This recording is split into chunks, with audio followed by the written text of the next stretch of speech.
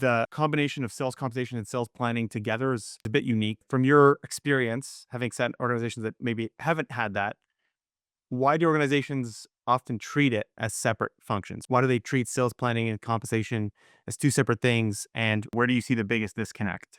I think companies separate the two functions because they want to keep sales planning functions focused on strategy, setting quotas, territory design, driving a certain mix of business, or getting revenue goals. And they think about sales compensation as rewarding performance and incentivizing output. The whole premise of having to make decisions over here and then having to go back to a team to get input on said decision and go back and forth, like just this connection is just crazy. So, again, from your experience, like what are some of the common challenges that you've seen when sales planning and compensation strategies are not aligned?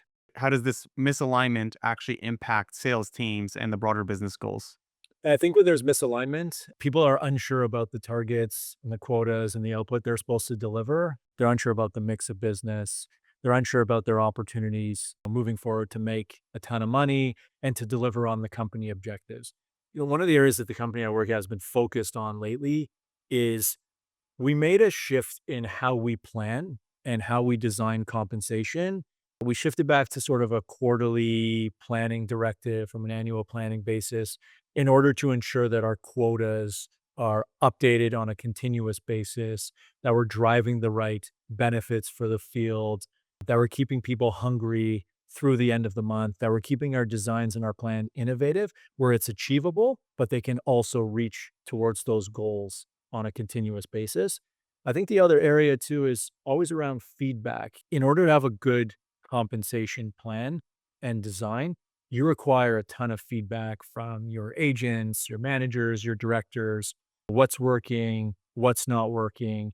Sales comp is a field that's always continuing to transform, and you need it to transform in order to stay at the forefront and not lose your talent. It's important to have some of these guiding principles that you can anchor your plans and your teams to as you go through your design. And, you're talking to your agents, you're talking to your sales channel about what output they're supposed to deliver on a regular basis. It's interesting because it's a comp plan should be designed so that when it's gamed, it produces the right outcome. But you always have to be iterating. To the point you made on kind of it's constantly a transformative, you need to constantly evolve it is so true because as the business strategies evolve, you need to be able to keep up with it.